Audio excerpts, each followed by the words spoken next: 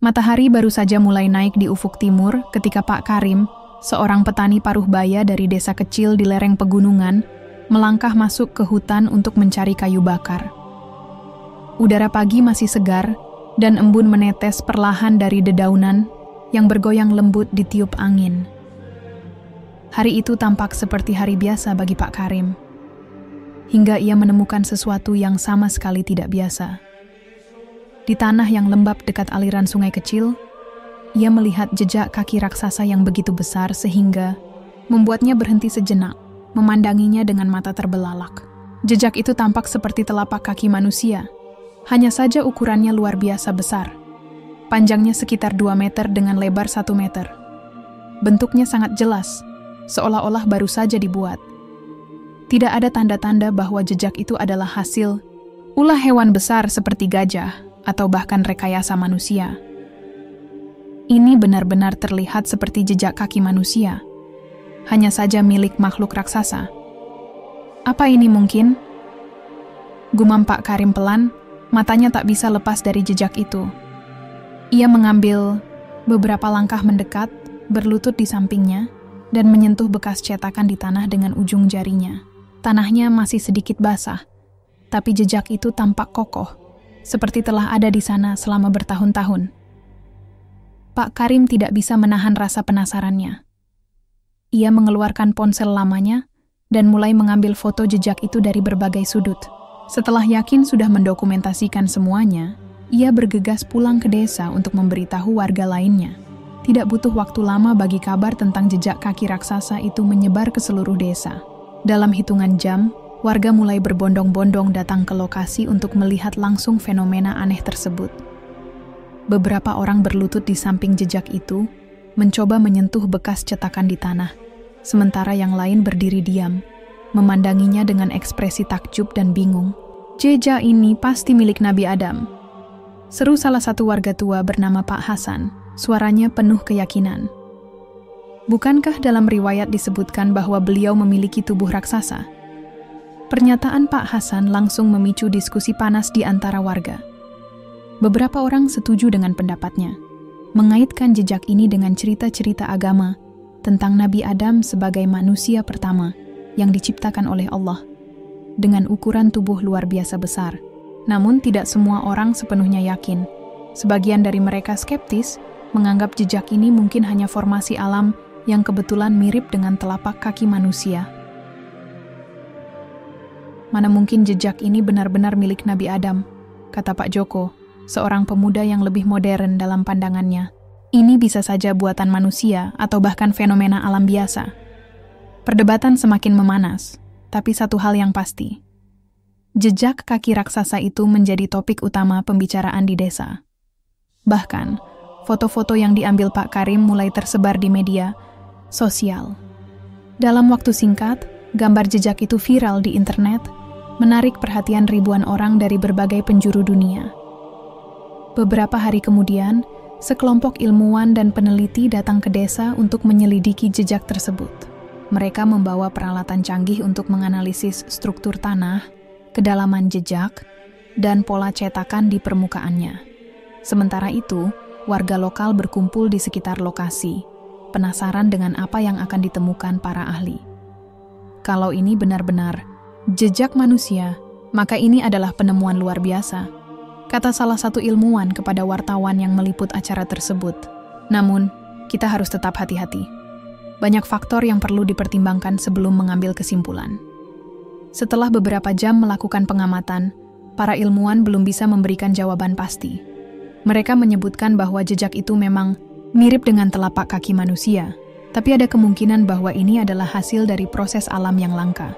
Meskipun begitu, mereka tidak menampik kemungkinan bahwa jejak ini memiliki hubungan dengan mitos atau legenda tertentu. Sementara itu, di kalangan warga, spekulasi terus berkembang.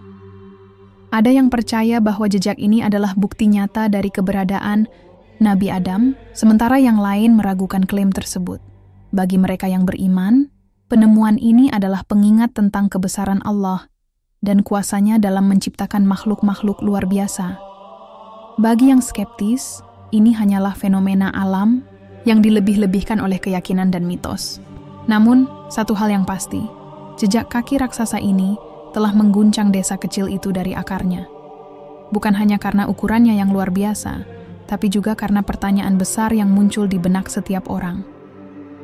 Siapa yang meninggalkan jejak ini? Apakah ini benar-benar milik Nabi Adam? Dan jika iya, bagaimana cara kita membuktikannya? Pertanyaan-pertanyaan ini akan menjadi awal dari perjalanan panjang untuk mencari jawaban. Warga desa, ilmuwan, bahkan orang-orang dari luar daerah mulai terlibat dalam upaya untuk mengungkap misteri di balik jejak kaki raksasa ini. Apakah ini benar-benar bukti keberadaan manusia pertama yang diciptakan Allah? Ataukah ini hanya mitos yang dilebih-lebihkan oleh waktu? Satu hal yang pasti, jejak ini telah membuka pintu bagi banyak pertanyaan baru. Pertanyaan yang akan terus dijawab di episode-episode selanjutnya. Beberapa hari setelah penemuan jejak kaki raksasa, desa kecil itu semakin ramai. Tidak hanya warga lokal yang datang untuk melihat langsung jejak tersebut, tetapi juga para ilmuwan, sejarawan, dan bahkan beberapa tokoh agama dari kota-kota besar. Semua orang ingin tahu lebih banyak tentang fenomena ini. Terutama, apakah benar jejak itu milik Nabi Adam, manusia pertama yang diyakini memiliki tubuh raksasa.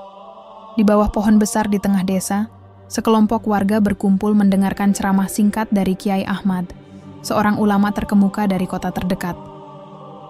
Wajahnya tampak tenang, namun matanya penuh dengan kebijaksanaan saat ia mulai berbicara. "Rekan-rekan sekalian," kata Kiai Ahmad dengan suara mantap, "banyak dari kita mungkin bertanya-tanya, apakah benar Nabi Adam memiliki tubuh sebesar itu? Apakah jejak ini benar-benar milik beliau?" Warga yang hadir mengangguk pelan, menunjukkan ketertarikan mereka pada topik tersebut. Kiai Ahmad melanjutkan, "Dalam riwayat Islam, ada beberapa hadis yang menyebutkan bahwa Nabi Adam memiliki tinggi luar biasa, sekitar 60 hasta. Jika kita konversi, itu setara dengan sekitar 30 meter. Bayangkan betapa tingginya beliau dibandingkan dengan manusia modern seperti kita." Beberapa warga tampak terkejut, sementara yang lain mulai membayangkan sosok raksasa setinggi gedung bertingkat.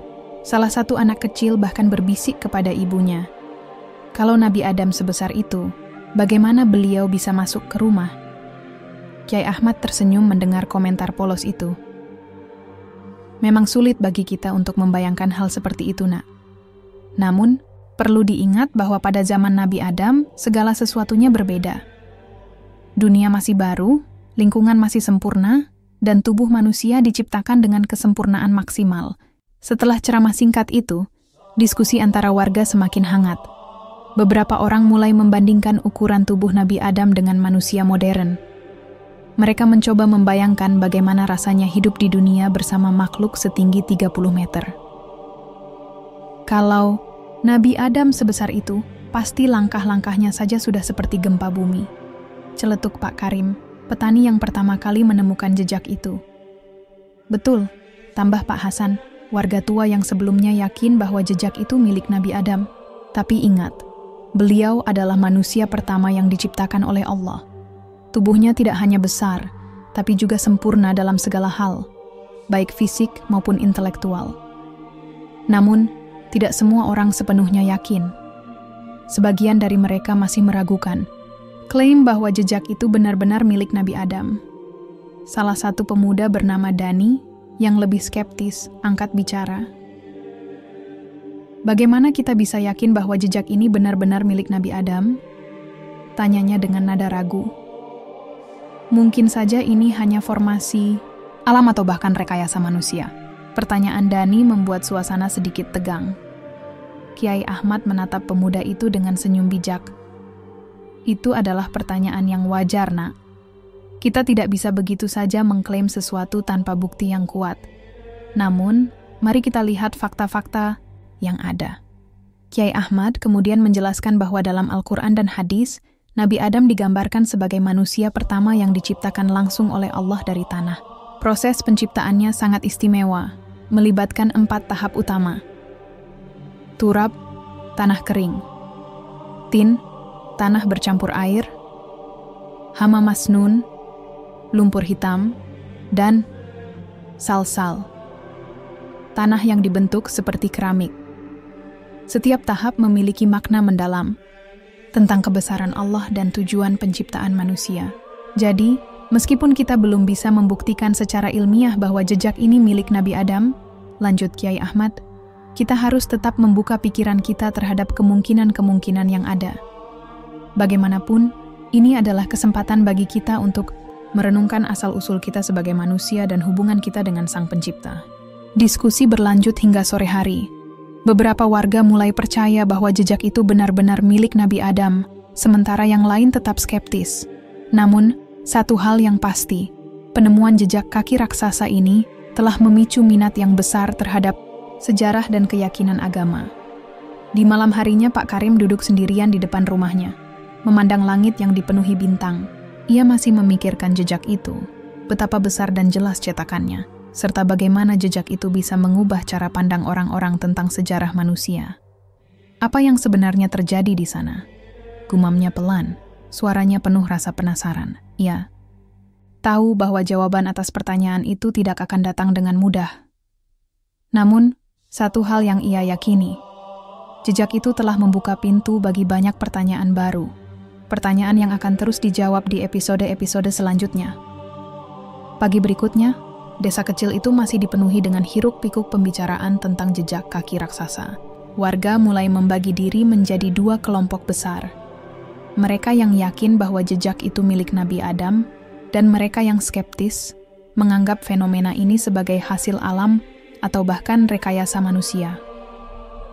Namun, satu hal yang tidak bisa diabaikan adalah fakta bahwa penemuan ini telah membangkitkan minat yang besar terhadap sejarah umat manusia, terutama tentang siapa sebenarnya nabi pertama di bumi. Di balai desa, sebuah diskusi besar digelar. Kiai Ahmad kembali hadir untuk memberikan pencerahan kepada warga. Kali ini, ia membawa beberapa referensi dari Al-Quran dan hadis untuk menjawab pertanyaan mendasar yang semakin sering diajukan. Siapa sebenarnya nabi pertama di bumi? Apakah benar Nabi Adam adalah manusia pertama sekaligus nabi pertama? Rekan-rekan sekalian, kata Kiai Ahmad membuka diskusi. Pertanyaan ini sangat penting karena berkaitan langsung dengan keyakinan kita sebagai umat Islam. Mari kita lihat apa yang dikatakan Al-Quran dan hadis tentang hal ini. Kiai Ahmad lalu membuka Al-Quran yang ia bawa, menunjuk surah Al-Baqarah ayat 30-39. Ia menjelaskan bahwa dalam ayat tersebut, Allah berfirman kepada para malaikat tentang rencananya untuk menciptakan manusia sebagai khalifah di bumi. Para malaikat sempat bertanya-tanya, apakah engkau akan menjadikan di bumi itu orang yang akan membuat kerusakan dan menumpahkan darah? Namun, Allah tetap melanjutkan rencananya dan menciptakan Nabi Adam. Perhatikan baik-baik, lanjut Kiai Ahmad. Nabi Adam bukan hanya manusia pertama, tapi juga makhluk pertama yang diberi ilmu oleh Allah. Dalam ayat lain, disebutkan bahwa Allah mengajarkan nama-nama semua benda kepada Nabi Adam, sesuatu yang tidak dimiliki oleh para malaikat. Ini menunjukkan bahwa beliau memiliki kedudukan istimewa sebagai pemimpin spiritual pertama bagi umat manusia. Namun, ada beberapa warga yang masih bingung. Salah satu pemuda bernama Arif angkat bicara. Kiai, saya pernah mendengar orang-orang mengatakan bahwa Nabi Muhammad adalah nabi pertama. Bagaimana bisa ada dua nabi pertama? Kiai Ahmad tersenyum tipis. Itu adalah salah satu kesalahpahaman yang sering terjadi, Nak. Nabi Muhammad SAW adalah nabi terakhir, bukan nabi pertama. Beliau adalah penutup para nabi yang membawa risalah Islam untuk seluruh umat manusia. Sementara itu, Nabi Adam adalah manusia pertama sekaligus nabi pertama yang diberi wahyu oleh Allah untuk membimbing umatnya. Kiai Ahmad kemudian menjelaskan lebih lanjut bahwa setiap nabi memiliki misi yang sama, yaitu menyampaikan ajaran tauhid kepada umatnya. Namun, Nabi Adam memiliki posisi unik karena ia adalah manusia pertama yang diciptakan langsung oleh Allah, tanpa melalui proses reproduksi. Ia adalah awal dari rantai keturunan manusia dan juga awal dari rantai kenabian. Diskusi berlanjut dengan semangat. Beberapa warga mulai memahami perbedaan antara Nabi Adam dan Nabi Muhammad, sementara yang lain masih merasa bingung. Salah satu ibu rumah tangga bernama Bu Siti bertanya, "Lalu, bagaimana dengan jejak kaki raksasa ini? Jika Nabi Adam adalah manusia pertama, apakah jejak ini benar-benar milik beliau?" Kiai Ahmad menghela napas panjang. Kita tidak bisa langsung mengklaim bahwa jejak ini milik Nabi Adam tanpa bukti yang kuat. Namun jika kita melihat riwayat tentang ukuran tubuh Nabi Adam, ada kemungkinan bahwa jejak ini memiliki hubungan dengannya. Tapi sekali lagi, kita harus hati-hati dalam menyimpulkan sesuatu. Sementara itu, di sudut ruangan, Dani, pemuda yang skeptis, masih tampak ragu. Ia berbisik kepada temannya, "Bagaimana kalau jejak ini hanya mitos? Atau mungkin ada penjelasan ilmiah lain yang belum kita ketahui?" Teman Dani, Rizky, mengangguk pelan. Bisa jadi, tapi bagaimanapun juga, fenomena ini sudah membuat banyak orang tertarik pada sejarah agama. Mungkin ini adalah cara Allah mengingatkan kita untuk kembali kepadanya. Setelah diskusi selesai, warga mulai meninggalkan balai desa. Beberapa dari mereka masih berdebat ringan, sementara yang lain pulang dengan pikiran penuh tanda tanya. Di luar, matahari mulai tenggelam, menyelimuti desa dengan cahaya oranye yang hangat. Pak Karim, petani yang pertama kali menemukan jejak itu, duduk sendirian di depan rumahnya. Ia masih memikirkan semua yang telah didiskusikan hari itu tentang Nabi Adam, jejak kaki raksasa, dan pertanyaan-pertanyaan besar yang belum terjawab. Apa yang sebenarnya ingin Allah tunjukkan kepada kita melalui jejak ini? Gumamnya pelan, suaranya penuh rasa penasaran. Ia tahu bahwa jawaban atas pertanyaan itu tidak akan datang dengan mudah. Namun satu hal yang ia yakini, jejak itu telah membuka pintu bagi banyak pertanyaan baru. Pertanyaan yang akan terus dijawab di episode-episode selanjutnya. Hari berikutnya, desa kecil itu masih dipenuhi dengan perbincangan tentang jejak kaki, raksasa, dan hubungannya dengan Nabi Adam. Namun, kali ini pembicaraan mulai bergeser ke arah yang lebih mendalam. Proses penciptaan manusia pertama itu sendiri. Warga semakin penasaran. Bagaimana Allah menciptakan Nabi Adam?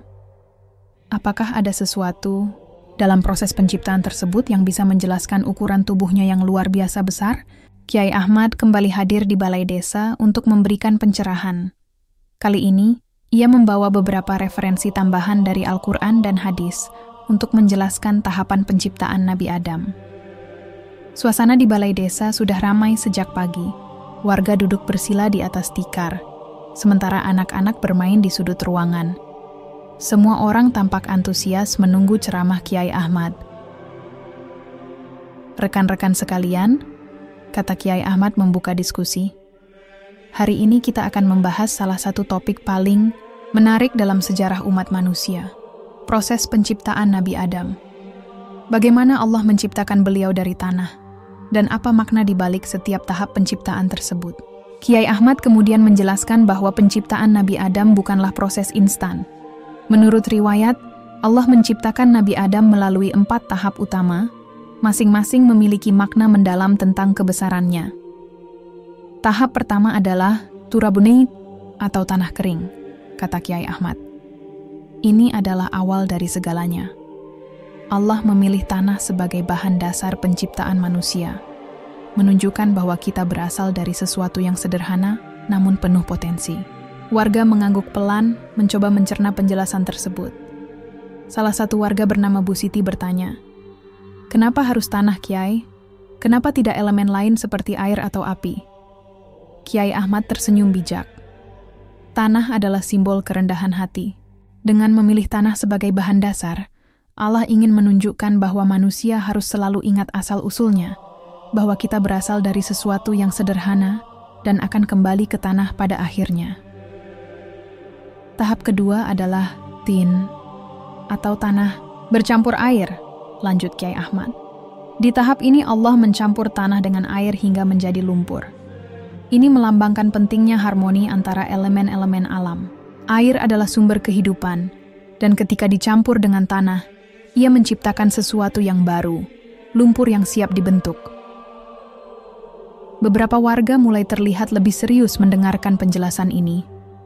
Mereka menyadari bahwa setiap tahap penciptaan memiliki makna mendalam yang berkaitan dengan kehidupan mereka sehari-hari.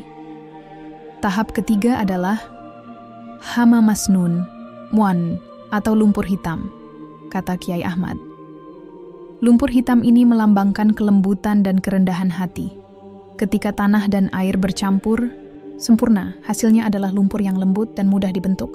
Ini adalah pesan bagi kita semua bahwa manusia harus memiliki sifat lembut dan rendah hati dalam menjalani hidup. Warga mulai saling berbisik, merenungkan arti dari tahap-tahap penciptaan ini. Salah satu pemuda bernama Dani, yang sebelumnya skeptis, tampak lebih tertarik. Ia bertanya, "Lalu apa tahap terakhir, Kiai?" Tahap terakhir adalah sal-sal, atau tanah yang dibentuk seperti keramik. Jawab Kiai Ahmad, "Di tahap ini, Allah membentuk tubuh Nabi Adam dengan sempurna, seperti seorang pengrajin yang membuat keramik. Tubuh beliau diciptakan dengan detail yang sangat presisi, mencerminkan kesempurnaan fisik dan rohani." Kiai Ahmad melanjutkan, "Setelah tubuh Nabi Adam selesai dibentuk, Allah meniupkan ruh ke dalamnya. Saat itulah Nabi Adam menjadi makhluk hidup, diberi ilmu, dan dijadikan khalifah di bumi. Proses ini memakan waktu sekitar 120 tahun, menunjukkan betapa istimewanya penciptaan manusia pertama ini. Diskusi berlanjut dengan semangat. Beberapa warga mulai memahami bahwa proses penciptaan Nabi Adam bukan hanya tentang menciptakan tubuh fisik, tetapi juga tentang memberikan makna spiritual yang mendalam. Salah satu warga tua bernama Pak Hasan angkat bicara. "Jadi, kalau kita lihat jejak kaki raksasa itu, apakah mungkin itu benar-benar milik Nabi Adam?" tanyanya. Kiai Ahmad menghela napas panjang. "Kita tidak bisa langsung mengklaim bahwa jejak itu milik Nabi Adam tanpa bukti yang kuat. Namun, jika kita melihat proses penciptaan beliau, ada kemungkinan bahwa jejak itu memiliki hubungan dengan beliau. Tapi sekali lagi, kita harus hati-hati dalam menyimpulkan sesuatu." Setelah diskusi selesai, warga mulai meninggalkan balai desa. Beberapa dari mereka masih berdebat ringan, sementara yang lain pulang dengan pikiran penuh tanda tanya. Di luar, matahari mulai tenggelam, menyelimuti desa dengan cahaya oranye yang hangat. Pak Karim, petani yang pertama kali menemukan jejak itu, duduk sendirian di depan rumahnya. Ia masih memikirkan semua yang telah didiskusikan hari itu tentang proses penciptaan Nabi Adam, jejak kaki raksasa, dan pertanyaan-pertanyaan besar yang belum terjawab. Apa yang sebenarnya ingin Allah tunjukkan kepada kita melalui jejak ini? Gumamnya pelan, suaranya penuh rasa penasaran. Ia tahu bahwa jawaban atas pertanyaan itu tidak akan datang dengan mudah. Namun, satu hal yang ia yakini, jejak itu telah membuka pintu bagi banyak pertanyaan baru, pertanyaan yang akan terus dijawab di episode-episode selanjutnya. Pagi berikutnya, desa kecil itu masih dipenuhi dengan rasa penasaran yang semakin besar. Warga mulai menyadari bahwa jejak kaki raksasa bukan hanya soal ukuran atau bentuknya yang luar biasa, tetapi juga tentang makna mendalam di baliknya. Diskusi tentang proses penciptaan Nabi Adam yang disampaikan Kiai Ahmad kemarin telah membuka mata mereka terhadap betapa istimewanya manusia pertama itu. Namun, ada satu hal yang belum sepenuhnya terjawab. Apakah jejak ini benar-benar milik Nabi Adam? Ataukah ini hanya sebuah fenomena alam yang kebetulan mirip? Kiai Ahmad kembali hadir di balai desa pagi itu. Kali ini, ia memutuskan untuk melanjutkan ceramahnya dengan menjelaskan lebih detail tentang 4 tahap penciptaan manusia yang disebutkan dalam riwayat Islam. Ia ingin warga memahami bagaimana Allah menciptakan tubuh manusia dengan kesempurnaan, maksimal, dan mungkin dari situ, mereka bisa menemukan jawaban atas pertanyaan mereka. "Rekan-rekan sekalian," kata Kiai Ahmad membuka diskusi. "Hari ini kita akan melihat lebih dekat tentang 4 tahap penciptaan manusia. Setiap tahap memiliki makna dan pelajaran yang bisa kita ambil untuk kehidupan sehari-hari. Tahap pertama, turab, tanah kering. Kiai Ahmad memulai dengan tahap pertama, turab atau tanah kering. Allah memilih tanah sebagai bahan dasar penciptaan manusia, katanya. Kenapa tanah? Karena tanah adalah simbol kerendahan hati. Tanah adalah sesuatu yang sederhana, namun penuh potensi. Dari tanah, tumbuhlah pepohonan, tanaman, dan kehidupan lainnya. Ia melanjutkan, ketika Allah menciptakan manusia dari tanah, Dia ingin menunjukkan bahwa kita semua berasal dari sesuatu yang sederhana. Tidak ada yang istimewa dari asal-usul kita. Semua manusia sama di mata Allah. Yang membedakan kita adalah bagaimana kita menjalani hidup setelah diberi kesempatan olehnya. Salah satu warga bernama Bu Siti angkat bicara.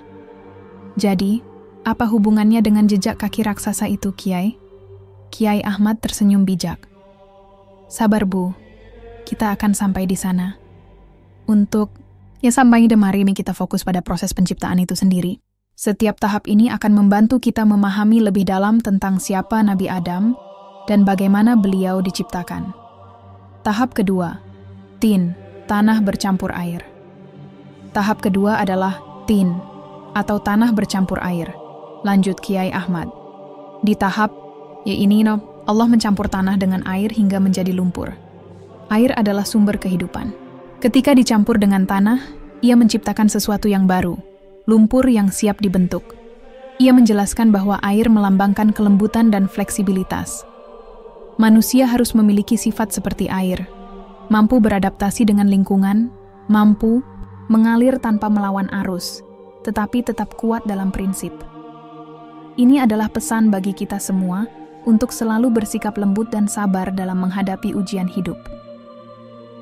Beberapa warga mulai saling berbisik, mencoba memahami makna dari penjelasan tersebut. Salah satu pemuda bernama Dani bertanya, apakah ini berarti tubuh Nabi Adam lebih lembut daripada manusia modern? Kiai Ahmad mengangguk pelan. Bisa jadi, tubuh Nabi Adam diciptakan dengan kesempurnaan maksimal, baik secara fisik maupun rohani. Mungkin itulah salah satu alasan mengapa beliau memiliki ukuran tubuh yang begitu besar, sebagai simbol kekuatan dan keagungan ciptaan Allah. Tahap ketiga, Hama Masnun, lumpur hitam. Tahap ketiga adalah Hama Masnun atau lumpur hitam, kata Kiai Ahmad. Lumpur hitam ini melambangkan kelembutan dan kerendahan hati. Ketika tanah dan air bercampur sempurna, hasilnya adalah lumpur yang sangat lembut dan mudah dibentuk.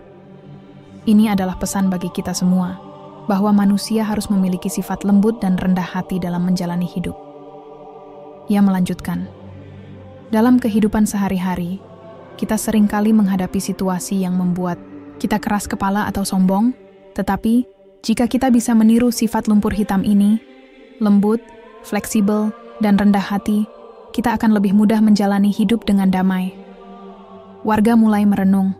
Beberapa dari mereka tampak lebih serius mendengarkan penjelasan ini, mencoba mencerna makna spiritual di balik setiap tahap penciptaan. Tahap keempat, salsal, tanah yang dibentuk seperti keramik. Tahap terakhir adalah salsal, atau tanah yang dibentuk seperti keramik, kata Kiai Ahmad. Di tahap ini, Allah membentuk tubuh Nabi Adam dengan sempurna, seperti seorang pengrajin yang membuat keramik. Tubuh beliau diciptakan dengan detail yang sangat presisi, mencerminkan kesempurnaan fisik dan rohani. Ia menjelaskan bahwa proses pembentukan ini memakan waktu sekitar 120 tahun.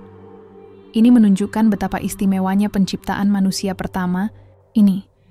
Tubuh Nabi Adam tidak hanya besar, tetapi juga sempurna dalam segala hal. Beliau adalah contoh nyata dari kebesaran Allah dalam menciptakan makhluknya. Jejak kaki raksasa dan hubungannya dengan Nabi Adam. Setelah menjelaskan keempat tahap penciptaan tersebut, Kiai Ahmad akhirnya kembali ke topik utama. Jejak kaki raksasa. Rekan-rekan sekalian, katanya, jika kita melihat proses penciptaan Nabi Adam, ada kemungkinan bahwa jejak ini memiliki hubungan dengannya. Namun, kita tidak bisa langsung mengklaim bahwa jejak ini benar-benar milik Nabi Adam tanpa bukti yang kuat. Ia melanjutkan, yang lebih penting adalah pelajaran yang bisa kita ambil dari fenomena ini. Jejak ini mengingatkan kita tentang asal-usul kita sebagai manusia, bahwa kita diciptakan oleh Allah dengan tujuan mulia. Apakah jejak ini milik Nabi Adam atau bukan? Yang pasti kita harus kembali kepadanya dan menjalani hidup dengan penuh rasa syukur. Diskusi berlanjut hingga sore hari. Beberapa warga mulai percaya bahwa jejak itu benar-benar milik Nabi Adam, sementara yang lain tetap skeptis. Namun, satu hal yang pasti, penemuan jejak kaki raksasa ini telah membuka pintu bagi banyak pertanyaan baru. Pertanyaan yang akan terus dijawab di episode-episode selanjutnya. Di malam harinya, Pak Karim duduk sendirian di depan rumahnya, memandang langit yang dipenuhi bintang. Ia masih memikirkan semua yang telah didiskusikan hari itu, tentang proses penciptaan Nabi Adam, jejak kaki raksasa, dan pertanyaan-pertanyaan besar yang belum terjawab. Apa yang sebenarnya ingin Allah tunjukkan kepada kita melalui jejak ini? Gumamnya pelan, suaranya penuh rasa penasaran. Ia tahu bahwa jawaban atas pertanyaan itu tidak akan datang dengan mudah. Namun, satu hal yang ia yakini, jejak itu telah membuka pintu bagi banyak pertanyaan baru. Pertanyaan yang akan terus dijawab di episode-episode selanjutnya. Hari berikutnya, desa kecil itu semakin ramai dengan pembicaraan tentang jejak kaki, raksasa, dan hubungannya dengan Nabi Adam. Warga mulai menyadari bahwa ada banyak hal yang belum mereka ketahui tentang manusia pertama yang diciptakan Allah. Mereka penasaran, apa saja keistimewaan Nabi Adam dibandingkan dengan manusia modern? Apakah ukuran tubuhnya yang luar biasa besar adalah satu-satunya hal yang membuatnya istimewa? Kiai Ahmad kembali hadir di balai desa pagi itu. Kali ini, ia membawa beberapa referensi tambahan dari Al-Quran dan hadis untuk menjelaskan keistimewaan Nabi Adam secara lebih mendalam. Suasana di balai desa sudah ramai sejak pagi. Warga duduk bersila di atas tikar, sementara anak-anak bermain di sudut ruangan. Semua orang tampak antusias menunggu ceramah Kiai Ahmad. Rekan-rekan sekalian, kata Kiai Ahmad membuka diskusi, hari ini kita akan membahas salah satu topik paling menarik dalam sejarah umat manusia, keistimewaan Nabi Adam. Kenapa beliau begitu istimewa di mata Allah? Dan apakah ada sesuatu dalam keistimewaan tersebut yang bisa menjelaskan jejak kaki raksasa yang kita temukan? Keistimewaan. Pertama, diciptakan langsung oleh Allah. Kiai Ahmad memulai dengan keistimewaan pertama Nabi Adam. Nabi Adam adalah satu-satunya manusia yang diciptakan langsung oleh Allah, tanpa melalui proses reproduksi. Tidak seperti manusia modern yang lahir dari rahim ibu, Nabi Adam diciptakan dari tanah oleh tangan Allah sendiri. Ia menjelaskan bahwa proses penciptaan ini menunjukkan betapa istimewanya posisi Nabi Adam di mata Allah. Beliau adalah manusia pertama, pemimpin spiritual pertama, dan juga awal dari rantai kenabian. Tidak ada manusia lain yang memiliki kehormatan seperti itu. Salah satu warga bernama Pak Hasan angkat bicara. Jadi, apakah jejak kaki raksasa itu adalah bukti dari keistimewaan Nabi Adam? Kiai Ahmad mengangguk pelan. Bisa jadi. Ukuran tubuh beliau yang besar mungkin adalah salah satu cara Allah menunjukkan kebesarannya. Namun kita tidak bisa langsung mengklaim bahwa jejak itu milik Nabi Adam tanpa bukti yang kuat. Keistimewaan. Kedua, tidak memiliki ayah dan ibu. Tidak hanya diciptakan langsung oleh Allah, Nabi Adam juga tidak memiliki ayah dan ibu. Lanjut Kiai Ahmad. Ini adalah keistimewaan lain yang membuat beliau unik. Beliau adalah manusia pertama, dan dari tubuhnya lahirlah seluruh umat manusia. Ia menjelaskan bahwa Siti Hawa, istri Nabi Adam, diciptakan dari tulang rusuk beliau. Ini menunjukkan bahwa Allah menciptakan manusia sebagai pasangan yang saling melengkapi. Hubungan antara suami dan istri adalah bagian dari rencana Allah untuk membangun peradaban manusia. Beberapa warga mulai merenung. Salah satu ibu rumah tangga bernama Bu Siti bertanya, apakah ini berarti Nabi Adam adalah manusia sempurna tanpa cacat sedikit pun? Keistimewaan. Ketiga, kesempurnaan fisik dan intelektual. Kiai Ahmad tersenyum bijak. Ya Bu, Nabi Adam diciptakan dengan kesempurnaan fisik dan intelektual yang maksimal. Tubuh beliau tidak hanya besar, tetapi juga sempurna dalam segala aspek. Beliau memiliki kekuatan fisik yang luar biasa, serta kemampuan intelektual yang melebihi manusia modern. Ia melanjutkan, dalam sebuah riwayat disebutkan bahwa Allah mengajarkan nama-nama semua benda kepada Nabi Adam. Para malaikat bahkan tidak mengetahui nama-nama tersebut. Ini menunjukkan bahwa Nabi Adam memiliki ilmu yang sangat luas, sesuatu yang tidak dimiliki oleh makhluk lain pada saat itu. Salah satu pemuda bernama Dani, yang sebelumnya skeptis, tampak lebih tertarik. Ia bertanya, jika Nabi Adam begitu sempurna, kenapa manusia modern sekarang jauh lebih kecil dan lemah? Penyusutan ukuran manusia dari zaman ke zaman. Kiai Ahmad menjelaskan bahwa penyusutan ukuran manusia adalah bagian dari ujian Allah. Menurut riwayat, tinggi manusia semakin menyusut dari generasi ke generasi. Nabi Adam memiliki tinggi sekitar 30 meter, sementara Nabi Muhammad SAW memiliki tinggi sekitar 1,8 meter. Manusia modern bahkan lebih kecil lagi. Ia melanjutkan, penyusutan ini terjadi karena faktor lingkungan, pola, hidup, dan ujian dari Allah. Namun yang terpenting adalah bukan ukuran tubuh kita, melainkan kualitas iman dan amal kita. Meskipun kita lebih kecil dari Nabi Adam, kita tetap bisa menjadi hamba Allah yang baik jika kita menjalani hidup dengan penuh kesadaran. Jejak kaki raksasa dan keistimewaan Nabi Adam.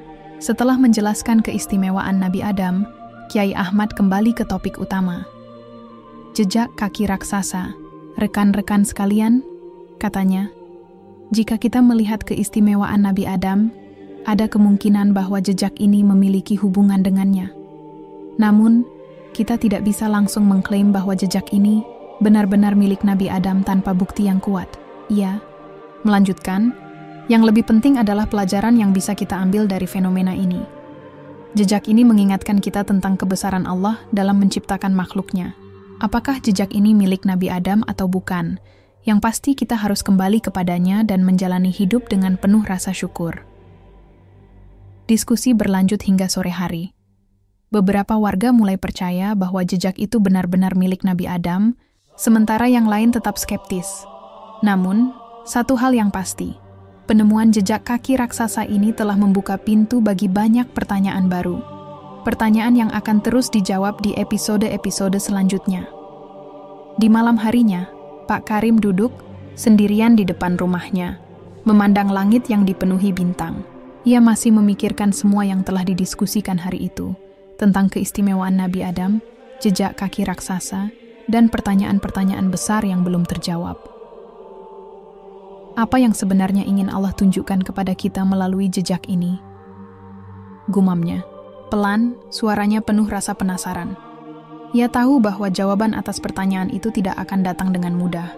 Namun satu hal yang ia yakini, jejak itu telah membuka pintu bagi banyak pertanyaan baru.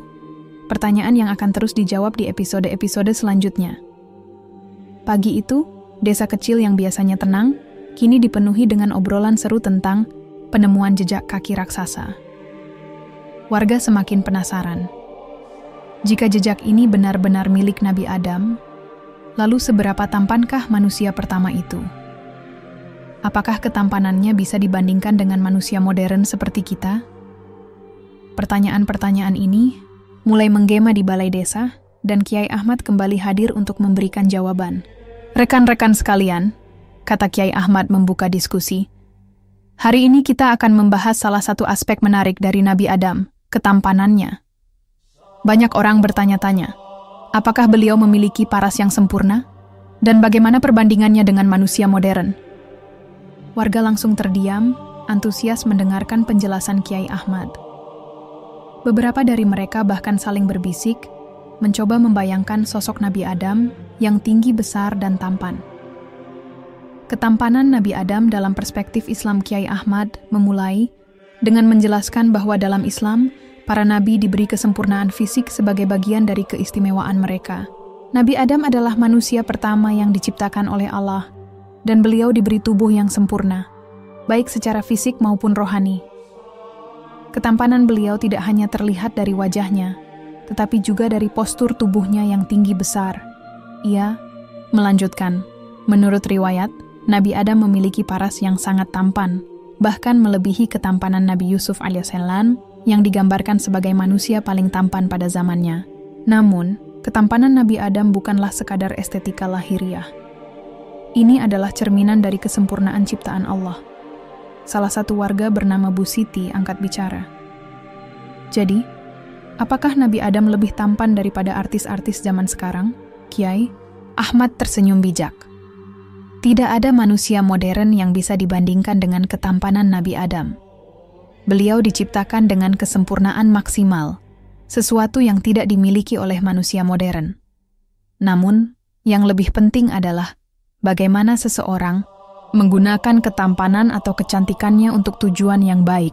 Ikon Nadari, perbandingan dengan Nabi Yusuf dan Nabi Muhammad, Kiai Ahmad, kemudian menjelaskan perbandingan ketampanan Nabi Adam dengan dua nabi lainnya, yang juga dikenal karena paras mereka yang sempurna, Nabi Yusuf alaihissalam dan Nabi Muhammad sallallahu alaihi wasallam. Nabi Yusuf AS digambarkan sebagai manusia paling tampan pada zamannya, kata Kiai Ahmad. Dalam Al-Quran disebutkan bahwa banyak wanita yang terpesona oleh ketampanannya, hingga mereka melukai tangan mereka sendiri saat memotong buah karena terlalu terpukau melihat wajahnya. Namun, lanjut Kiai Ahmad, ketampanan Nabi Adam masih jauh lebih sempurna dibandingkan Nabi Yusuf. Nabi Adam adalah manusia pertama yang diciptakan langsung oleh Allah, sehingga kesempurnaan fisiknya tidak tertandingi oleh siapapun. Adapun Nabi Muhammad SAW, beliau juga dikenal memiliki paras yang tampan dan bersinar. Rasulullah SAW memiliki wajah yang bersinar seperti bulan purnama, kata Kiai Ahmad. Namun, meskipun ketampanan beliau luar biasa, Nabi Adam tetap lebih sempurna karena beliau adalah manusia pertama yang diciptakan tanpa cacat sedikit pun.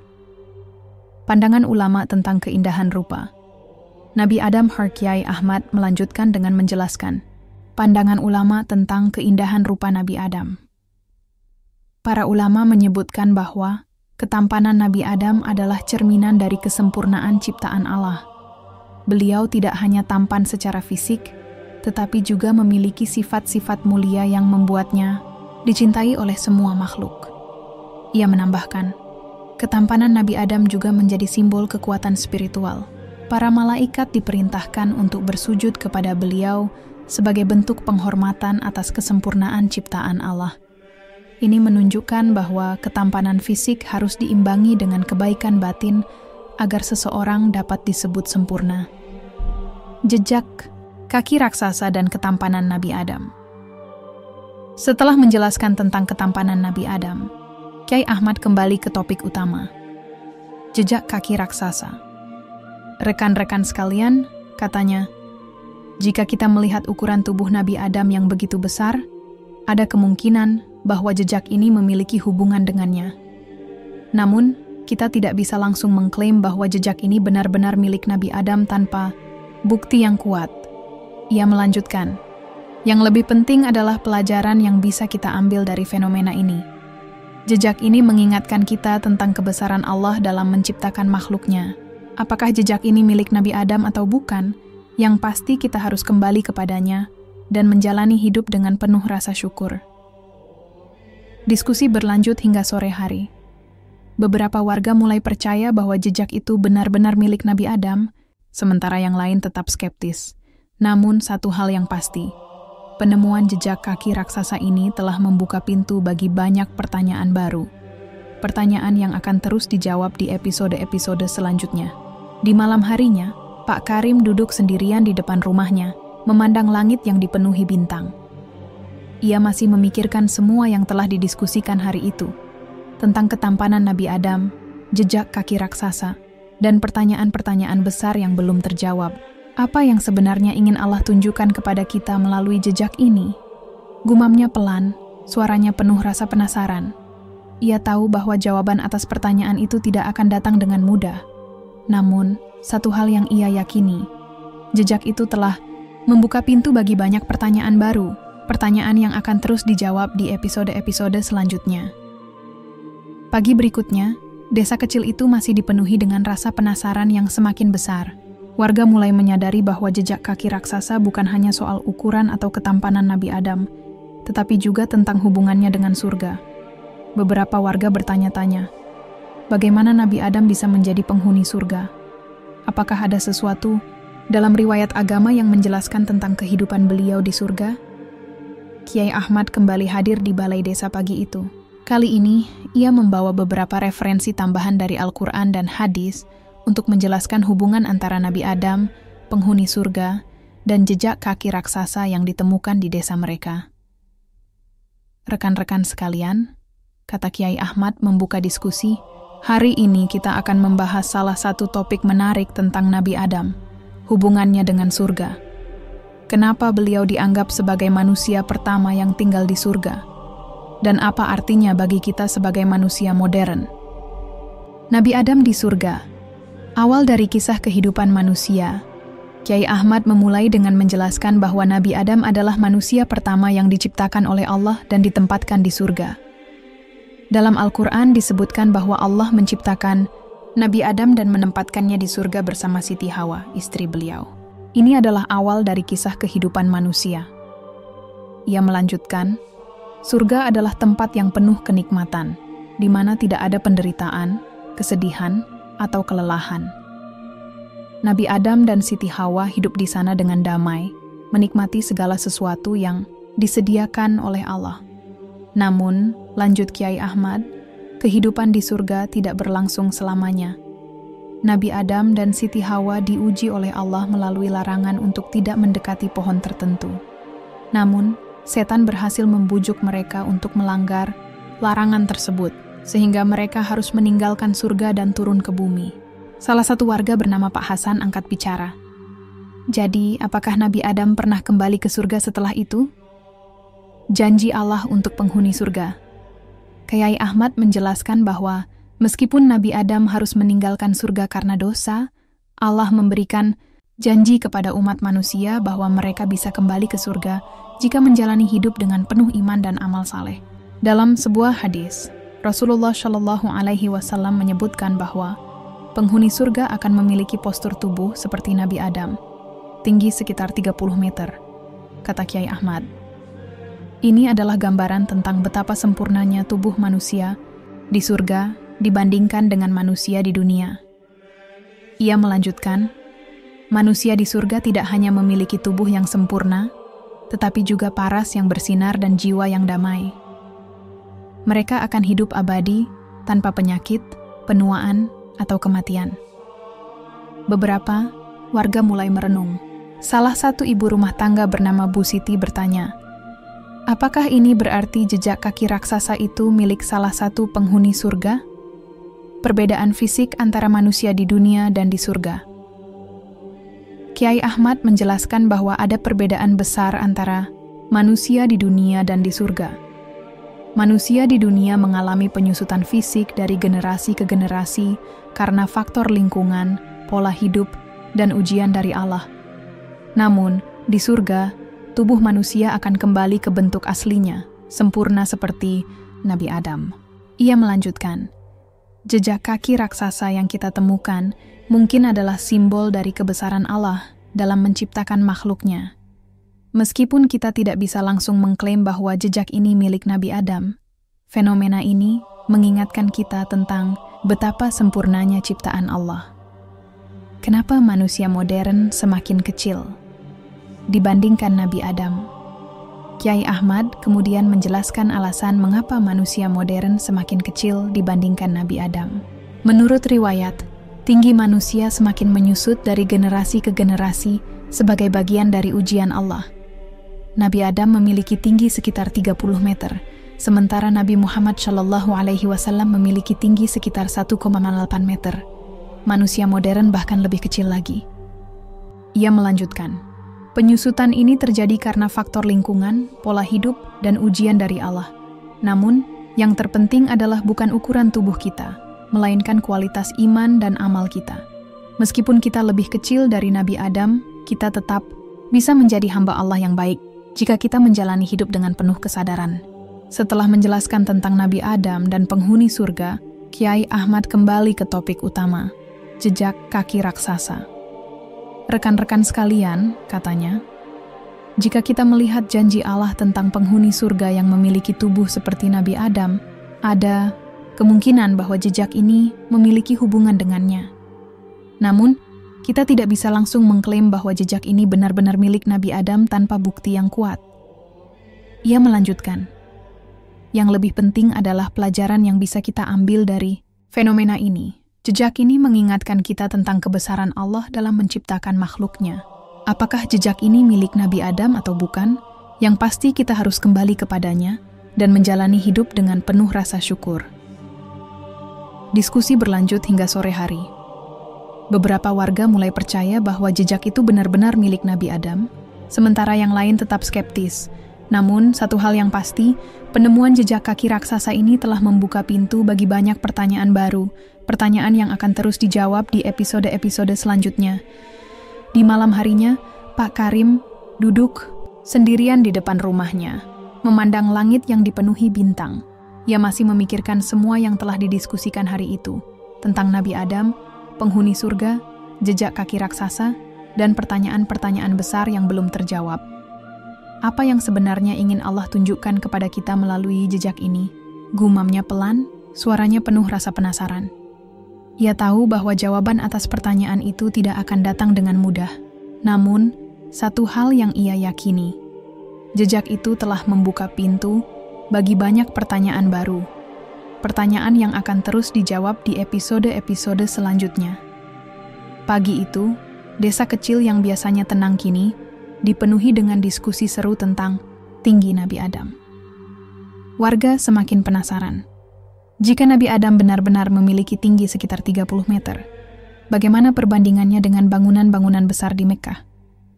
Apakah jejak kaki raksasa yang mereka temukan bisa menjadi bukti bahwa tubuh beliau memang sebesar itu? Kiai Ahmad kembali hadir di balai desa untuk menjelaskan topik ini. Kali ini, ia membawa beberapa gambar dan data tentang bangunan-bangunan terkenal di Mekkah, seperti Ka'bah dan Zamzam Tower, untuk memberikan gambaran yang lebih jelas kepada warga. Rekan-rekan sekalian, kata Kiai Ahmad membuka diskusi, hari ini kita akan membahas perbandingan tinggi Nabi Adam dengan bangunan-bangunan besar di Mekkah. Ini adalah salah satu cara untuk membayangkan betapa luar biasanya ukuran tubuh beliau. Warga langsung terdiam, antusias mendengarkan penjelasan Kiai Ahmad. Beberapa dari mereka bahkan mulai membayangkan sosok Nabi Adam berdiri di samping Ka'bah atau Zamzam Tower. Tinggi Nabi Adam, 60 hasta, sekitar 30 meter. Kiai Ahmad memulai dengan menjelaskan bahwa menurut riwayat, tinggi Nabi Adam adalah sekitar 60 hasta, setara dengan 30 meter. Bayangkan, beliau setinggi gedung bertingkat. Tubuhnya begitu besar, sehingga langkah-langkahnya mungkin saja seperti gempa bumi bagi manusia modern. Ia melanjutkan, namun, meskipun tubuh beliau begitu besar, beliau diciptakan dengan kesempurnaan fisik dan rohani yang maksimal. Beliau tidak hanya tinggi, tetapi juga tampan, kuat, dan penuh ilmu. Salah satu warga bernama Pak Hasan angkat bicara. Jadi, kalau dibandingkan dengan Ka'bah, apakah Nabi Adam lebih tinggi? Perbandingan dengan Ka'bah. Kiai Ahmad mengeluarkan gambar Ka'bah dan menjelaskan bahwa tinggi Ka'bah adalah sekitar 13 meter. Jika kita membandingkan tinggi Nabi Adam dengan Ka'bah, maka beliau akan tampak seperti raksasa di depan struktur suci tersebut. Bayangkan, tubuh beliau hampir 2 kali lipat lebih tinggi daripada Ka'bah. Beberapa warga mulai saling berbisik, mencoba membayangkan sosok Nabi Adam berdiri di depan Ka'bah. Salah satu pemuda bernama Dani bertanya, "Kalau begitu, bagaimana dengan Zamzam Tower? Apakah Nabi Adam lebih tinggi dari itu juga?" Perbandingan dengan Zamzam Tower, Kiai Ahmad tersenyum bijak. Zamzam Tower adalah salah satu bangunan tertinggi di Mekkah, dengan ketinggian mencapai 601 meter. Jadi meskipun Nabi Adam sangat tinggi dibandingkan manusia modern, beliau masih jauh lebih pendek dibandingkan Zamzam Tower. Ia melanjutkan, namun bayangkan, jika Nabi Adam hidup di zaman sekarang, tubuh beliau yang setinggi 30 meter akan membuatnya tampak seperti raksasa di tengah-tengah gedung-gedung pencakar langit. Beliau akan menjadi pusat perhatian dimanapun beliau berada. Jejak kaki raksasa dan tinggi Nabi Adam. Setelah menjelaskan perbandingan tinggi Nabi Adam dengan bangunan-bangunan di Mekkah, Kiai Ahmad kembali ke topik utama, jejak kaki raksasa. Rekan-rekan sekalian, katanya, Jika kita melihat ukuran tubuh Nabi Adam yang begitu besar, ada kemungkinan bahwa jejak ini memiliki hubungan dengannya. Namun, kita tidak bisa langsung mengklaim bahwa jejak ini benar-benar milik Nabi Adam tanpa bukti yang kuat. Ia melanjutkan, yang lebih penting adalah pelajaran yang bisa kita ambil dari fenomena ini. Jejak ini mengingatkan kita tentang kebesaran Allah dalam menciptakan makhluknya. Apakah jejak ini milik Nabi Adam atau bukan? Yang pasti kita harus kembali kepadanya dan menjalani hidup dengan penuh rasa syukur. Diskusi berlanjut hingga sore hari. Beberapa warga mulai percaya bahwa jejak itu benar-benar milik Nabi Adam, sementara yang lain tetap skeptis. Namun, satu hal yang pasti, penemuan jejak kaki raksasa ini telah membuka pintu bagi banyak pertanyaan baru. Pertanyaan yang akan terus dijawab di episode-episode selanjutnya. Di malam harinya, Pak Karim duduk sendirian di depan rumahnya, memandang langit yang dipenuhi bintang. Ia masih memikirkan semua yang telah didiskusikan hari itu, tentang tinggi Nabi Adam, jejak kaki raksasa, dan pertanyaan-pertanyaan besar yang belum terjawab. Apa yang sebenarnya ingin Allah tunjukkan kepada kita melalui jejak ini? Gumamnya, pelan, suaranya penuh rasa penasaran. Ia tahu bahwa jawaban atas pertanyaan itu tidak akan datang dengan mudah. Namun, satu hal yang ia yakini, jejak itu telah membuka pintu bagi banyak pertanyaan baru. Pertanyaan yang akan terus dijawab di episode-episode selanjutnya. Pagi berikutnya, desa kecil itu masih dipenuhi dengan pembicaraan tentang jejak kaki, raksasa dan hubungannya dengan tinggi Nabi Adam. Warga mulai bertanya-tanya, jika Nabi Adam benar-benar setinggi 30 meter, bagaimana perbandingannya dengan bangunan-bangunan besar di Indonesia? Apakah ada gedung atau monumen yang bisa dibandingkan dengan ukuran tubuh beliau? Kiai Ahmad kembali hadir di balai desa pagi itu. Kali ini, ia membawa beberapa gambar dan data tentang bangunan-bangunan terkenal di Indonesia, seperti Monas, Monumen Nasional, di Jakarta, Menara BNI 46, dan beberapa struktur lainnya. Warga sudah menunggu dengan antusias, siap untuk mendengarkan penjelasan Kiai Ahmad. Rekan-rekan sekalian, kata Kiai Ahmad membuka diskusi. Hari ini kita akan membandingkan tinggi Nabi Adam dengan bangunan-bangunan besar di Indonesia. Ini adalah cara lain untuk membayangkan betapa luar biasanya ukuran tubuh beliau. Perbandingan dengan Monas, Monumen Nasional. Kiai Ahmad memulai dengan Monas, salah satu ikon paling terkenal di Indonesia. Tinggi Monas adalah sekitar 132 meter, katanya. Jika kita membandingkannya dengan tinggi Nabi Adam yang mencapai 30 meter, maka Monas jauh lebih tinggi, sekitar 4 kali lipat dari tinggi beliau. Ia melanjutkan, namun, bayangkan jika Nabi Adam hidup di zaman sekarang, tubuh beliau yang setinggi 30 meter akan membuatnya tampak seperti raksasa di depan Monas. Beliau akan menjadi pusat perhatian dimanapun beliau berada. Salah satu warga bernama Bu Siti angkat bicara. Kalau begitu, apakah ada bangunan di Indonesia yang lebih pendek dari Nabi Adam? Perbandingan dengan bangunan lainnya, Kiai Ahmad mengeluarkan gambar beberapa bangunan lainnya di Indonesia. Mari kita lihat contoh lainnya. Tinggi Menara BNI 46 di Jakarta adalah sekitar 261 meter, jadi jelas jauh lebih tinggi daripada Nabi Adam. Namun, jika kita melihat bangunan yang lebih kecil, seperti Gedung Gerahadi di Surabaya, tingginya hanya sekitar 20 meter. Ia melanjutkan, artinya tubuh Nabi Adam yang setinggi 30 meter akan lebih tinggi daripada Gedung Gerahadi. Bayangkan, beliau akan tampak menjulang di atas bangunan itu. Beberapa warga mulai saling berbisik, mencoba membayangkan sosok Nabi Adam berdiri di depan Gedung Gerahadi atau Monas. Salah satu pemuda bernama Dani bertanya, apakah mungkin ada manusia setinggi Nabi Adam di zaman modern ini? Manusia modern. Verse Nabi Adam Kiai Ahmad menjelaskan bahwa manusia modern tidak lagi memiliki ukuran tubuh sebesar Nabi Adam. Menurut riwayat, tinggi manusia semakin menyusut dari generasi ke generasi sebagai bagian dari ujian Allah. Nabi Adam memiliki tinggi sekitar 30 meter, sementara manusia modern rata-rata hanya mencapai 1,6 hingga 1,8 meter. Ia melanjutkan, penyusutan ini terjadi karena faktor lingkungan, pola hidup, dan ujian dari Allah. Namun, yang terpenting adalah bukan ukuran tubuh kita, melainkan kualitas iman dan amal kita. Meskipun kita lebih kecil dari Nabi Adam, kita tetap bisa menjadi hamba Allah yang baik jika kita menjalani hidup dengan penuh kesadaran. Jejak kaki raksasa dan bangunan di Indonesia. Setelah menjelaskan perbandingan tinggi Nabi Adam dengan bangunan-bangunan di Indonesia, Kyai Ahmad kembali ke topik utama, jejak kaki raksasa. Rekan-rekan sekalian, katanya, jika kita melihat ukuran tubuh Nabi Adam yang begitu besar, ada kemungkinan bahwa jejak ini memiliki hubungan dengannya. Namun, kita tidak bisa langsung mengklaim bahwa jejak ini benar-benar milik Nabi Adam tanpa bukti yang kuat. Ia melanjutkan, yang lebih penting adalah pelajaran yang bisa kita ambil dari fenomena ini. Jejak ini mengingatkan kita tentang kebesaran Allah dalam menciptakan makhluknya. Apakah jejak ini milik Nabi Adam atau bukan? Yang pasti kita harus kembali kepadanya dan menjalani hidup dengan penuh rasa syukur. Diskusi berlanjut hingga sore hari. Beberapa warga mulai percaya bahwa jejak itu benar-benar milik Nabi Adam, sementara yang lain tetap skeptis.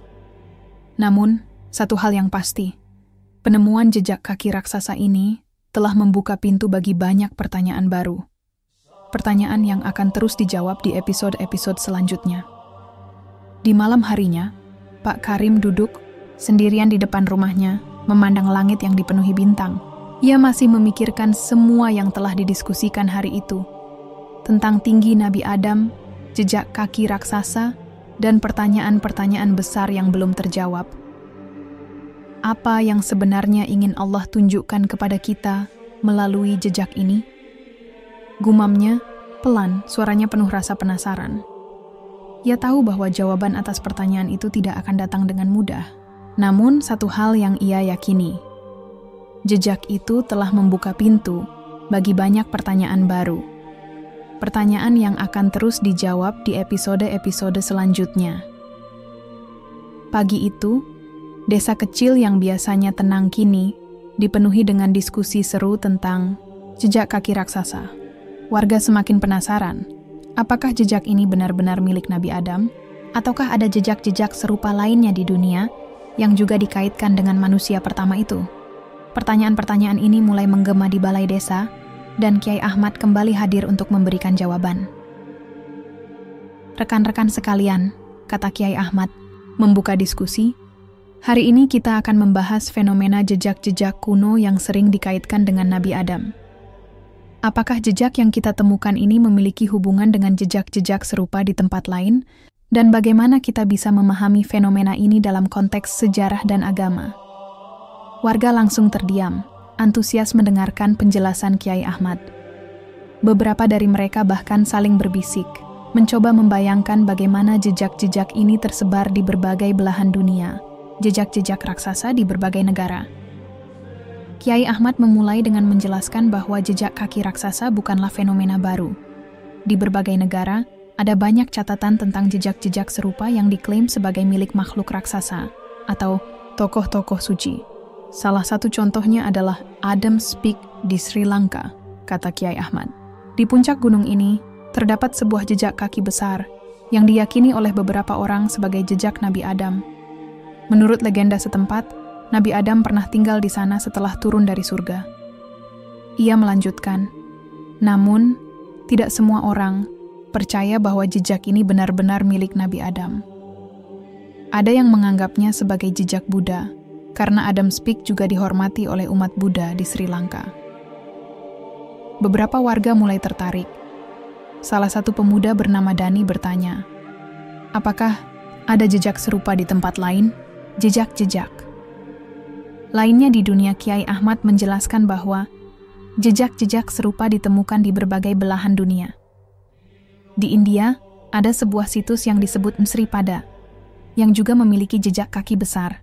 Jejak ini diyakini oleh beberapa orang sebagai jejak Nabi Adam, meskipun ada juga yang mengklaim bahwa jejak ini milik dewa-dewa Hindu. Ia melanjutkan, di Afrika, ada cerita tentang jejak-jejak raksasa yang dikaitkan dengan makhluk mitologis, atau bahkan nabi-nabi tertentu. Bahkan di Indonesia sendiri, ada beberapa lokasi yang diklaim memiliki jejak serupa. meskipun belum ada bukti kuat yang menghubungkannya dengan Nabi Adam. Mitos versus fakta. Apakah jejak ini benar-benar milik Nabi Adam? Kiai Ahmad kemudian menjelaskan bahwa banyak jejak-jejak kuno ini lebih sering dianggap sebagai mitos daripada fakta ilmiah. Sebagian besar jejak ini mungkin hanya formasi alam, yang kebetulan mirip dengan telapak kaki manusia. Namun, bagi sebagian orang, jejak-jejak ini menjadi simbol keyakinan dan penghormatan terhadap tokoh-tokoh suci. Ia melanjutkan, dalam kasus jejak kaki raksasa yang kita temukan di desa ini, kita harus tetap hati-hati dalam menyimpulkan sesuatu. Meskipun ada kemungkinan bahwa jejak ini memiliki hubungan dengan Nabi Adam, kita tidak bisa langsung mengklaimnya tanpa bukti yang kuat. Pelajaran dari jejak-jejak kuno Kiai Ahmad menutup diskusi dengan pesan penting. Rekan-rekan sekalian, fenomena jejak-jejak kuno ini mengajarkan kita satu hal. Betapa pentingnya kita untuk selalu merenungkan asal-usul kita sebagai manusia. Apakah jejak ini benar-benar milik Nabi Adam atau bukan? Yang pasti kita harus kembali kepada Allah dan menjalani hidup dengan penuh rasa syukur. Ia melanjutkan, jejak-jejak ini juga mengingatkan kita tentang kebesaran Allah dalam menciptakan makhluknya. Mungkin saja jejak ini adalah cara Allah mengingatkan kita untuk selalu ingat kepadanya. Diskusi berlanjut hingga sore hari. Beberapa warga mulai percaya bahwa jejak itu benar-benar milik Nabi Adam, sementara yang lain tetap skeptis. Namun, satu hal yang pasti, penemuan jejak kaki raksasa ini telah membuka pintu bagi banyak pertanyaan baru. Pertanyaan yang akan terus dijawab di episode-episode selanjutnya. Di malam harinya, Pak Karim duduk sendirian di depan rumahnya, memandang langit yang dipenuhi bintang. Ia masih memikirkan semua yang telah didiskusikan hari itu, tentang jejak-jejak kuno, Nabi Adam, dan pertanyaan-pertanyaan besar yang belum terjawab. Apa yang sebenarnya ingin Allah tunjukkan kepada kita melalui jejak ini? Gumamnya pelan, suaranya penuh rasa penasaran. Ia tahu bahwa jawaban atas pertanyaan itu tidak akan datang dengan mudah. Namun satu hal yang ia yakini, jejak itu telah membuka pintu bagi banyak pertanyaan baru. Pertanyaan yang akan terus dijawab di episode-episode selanjutnya. Pagi berikutnya, desa kecil itu masih dipenuhi dengan diskusi seru tentang jejak kaki raksasa. Warga mulai bertanya-tanya, jika Nabi Adam benar-benar manusia pertama yang diciptakan Allah, apakah beliau bisa dianggap sebagai manusia modern pertama? Apakah ada hubungan antara penciptaan Nabi Adam dan teori evolusi yang sering dibahas dalam ilmu pengetahuan? Kiai Ahmad kembali hadir di balai desa pagi itu. Kali ini, ia membawa beberapa referensi dari Al-Quran, hadis, serta penjelasan ilmiah untuk menjawab pertanyaan-pertanyaan tersebut. Suasana di balai desa sudah ramai sejak pagi. Warga duduk bersila di atas tikar, sementara anak-anak bermain di sudut ruangan. Semua orang tampak antusias menunggu ceramah Kiai Ahmad. Rekan-rekan sekalian, kata Kiai Ahmad membuka diskusi. Hari ini kita akan membahas salah satu topik yang cukup kontroversial, hubungan antara penciptaan Nabi Adam dan teori evolusi. Apakah Nabi Adam adalah manusia modern pertama? Dan bagaimana kita bisa memahami hal ini dalam konteks agama dan ilmu pengetahuan, teori evolusi versus penciptaan dalam Islam? Kiai Ahmad memulai dengan menjelaskan teori evolusi yang dikemukakan oleh Charles Darwin. Menurut teori evolusi, manusia berevolusi dari makhluk primitif seperti primata melalui proses seleksi alam selama jutaan tahun. Namun, dalam perspektif Islam, manusia diciptakan langsung oleh Allah tanpa melalui proses evolusi. Ia melanjutkan, Nabi Adam adalah manusia pertama yang diciptakan oleh Allah dari tanah. Beliau adalah representasi dari spesies Homo sapiens modern, tetapi dengan fitur fisik yang jauh lebih sempurna dibandingkan manusia modern saat ini. Salah satu warga bernama Pak Hasan angkat bicara. Jadi, apakah teori evolusi bertentangan dengan ajaran Islam? Perspektif Islam tentang asal-usul manusia Kiai Ahmad menjelaskan bahwa Islam tidak menolak sepenuhnya konsep perubahan atau perkembangan dalam alam semesta. Allah menciptakan alam semesta dengan hukum-hukum yang berlaku, termasuk proses perubahan dalam makhluk hidup. Namun, manusia adalah pengecualian. Nabi Adam diciptakan langsung oleh Allah tanpa melalui proses evolusi. Ia melanjutkan, dalam Al-Quran disebutkan bahwa Allah menciptakan Nabi Adam dari tanah, kemudian meniupkan ruh ke dalam tubuhnya. Ini adalah proses istimewa yang tidak melibatkan evolusi atau seleksi alam. Beberapa warga mulai merenung. Salah satu pemuda bernama Dani bertanya, lalu, bagaimana dengan fosil-fosil manusia purba yang ditemukan oleh para ilmuwan? Fosil-fosil manusia purba dan perspektif agama. Kyai Ahmad menjelaskan bahwa fosil-fosil manusia purba yang ditemukan oleh para ilmuwan mungkin adalah bagian dari makhluk lain yang diciptakan oleh Allah sebelum Nabi Adam. Ada pendapat di kalangan ulama bahwa sebelum Nabi Adam, Allah telah menciptakan makhluk-makhluk lain yang mirip dengan manusia, tetapi mereka tidak memiliki ruh seperti yang diberikan kepada Nabi Adam. Ia melanjutkan, Nabi Adam adalah manusia pertama yang diberi ruh oleh Allah, sehingga beliau menjadi awal dari peradaban manusia modern. Fosil-fosil yang ditemukan mungkin adalah sisa-sisa makhluk sebelumnya, tetapi mereka tidak memiliki kedudukan sebagai manusia dalam arti penuh seperti Nabi Adam. Jejak kaki raksasa dan Nabi Adam sebagai manusia modern pertama. Setelah menjelaskan tentang penciptaan Nabi Adam dan teori evolusi, Kyai Ahmad kembali ke topik utama, jejak kaki raksasa. Rekan-rekan sekalian, katanya, jika kita melihat ukuran tubuh Nabi Adam yang begitu besar, ada kemungkinan bahwa jejak ini memiliki hubungan dengannya. Namun, kita tidak bisa langsung mengklaim bahwa jejak ini benar-benar milik Nabi Adam tanpa bukti yang kuat. Ia melanjutkan, yang lebih penting adalah pelajaran yang bisa kita ambil dari fenomena ini. Jejak ini mengingatkan kita tentang kebesaran Allah dalam menciptakan makhluknya. Apakah jejak ini milik Nabi Adam atau bukan? Yang pasti kita harus kembali kepadanya dan menjalani hidup dengan penuh rasa syukur. Diskusi berlanjut hingga sore hari. Beberapa warga mulai percaya bahwa jejak itu benar-benar milik Nabi Adam, sementara yang lain tetap skeptis. Namun, satu hal yang pasti, penemuan jejak kaki raksasa ini telah membuka pintu bagi banyak pertanyaan baru. Pertanyaan yang akan terus dijawab di episode-episode selanjutnya. Di malam harinya, Pak Karim duduk sendirian di depan rumahnya, memandang langit yang dipenuhi bintang. Ia masih memikirkan semua yang telah didiskusikan hari itu, tentang Nabi Adam, teori evolusi, jejak kaki raksasa, dan pertanyaan-pertanyaan besar yang belum terjawab. Apa yang sebenarnya ingin Allah tunjukkan kepada kita melalui jejak ini? Gumamnya pelan, suaranya penuh rasa penasaran. Ia tahu bahwa jawaban atas pertanyaan itu tidak akan datang dengan mudah. Namun, satu hal yang ia yakini, jejak itu telah membuka pintu bagi banyak pertanyaan baru. Pertanyaan yang akan terus dijawab di episode-episode selanjutnya. Pagi itu, desa kecil yang biasanya tenang, kini dipenuhi dengan diskusi seru tentang jejak kaki raksasa. Warga mulai bertanya-tanya, jika Nabi Adam memiliki tubuh setinggi 30 meter, mengapa manusia modern jauh lebih kecil? Apakah ada penjelasan ilmiah atau agama tentang penyusutan ukuran tubuh manusia dari zaman ke zaman? Kyai Ahmad kembali hadir di balai desa pagi itu. Kali ini, ia membawa beberapa referensi dari Al-Quran, hadis, serta penjelasan ilmiah untuk menjawab pertanyaan-pertanyaan tersebut. Suasana di balai desa sudah ramai sejak pagi. Warga duduk bersila di atas tikar, sementara anak-anak bermain di sudut ruangan. Semua orang tampak antusias menunggu ceramah Kyai Ahmad. Rekan-rekan sekalian, kata Kyai Ahmad membuka diskusi. Hari ini kita akan membahas salah satu fenomena menarik dalam sejarah umat manusia. Penyusutan ukuran tubuh manusia dari zaman ke zaman. Mengapa manusia modern jauh lebih kecil dibandingkan Nabi Adam, dan apa yang bisa kita pelajari dari perubahan ini? Penjelasan ilmiah tentang penyusutan ukuran tubuh manusia.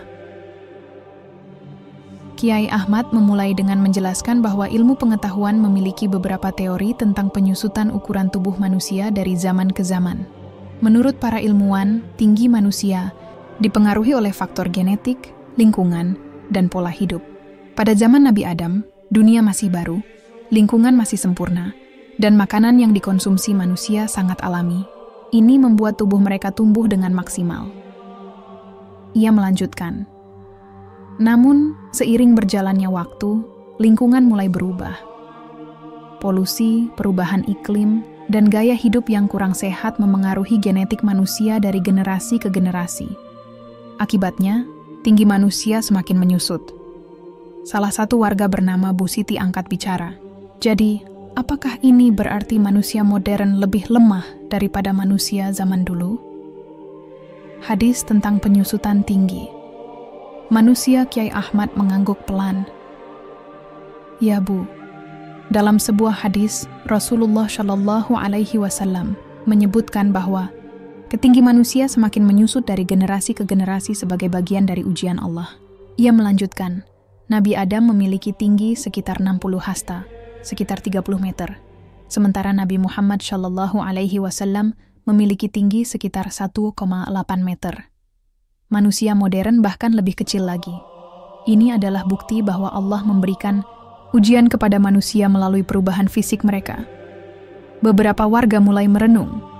Salah satu pemuda bernama Dani bertanya, apakah penyusutan ini hanya terjadi pada manusia atau juga pada makhluk lain? Faktor lingkungan yang memengaruhi ukuran tubuh.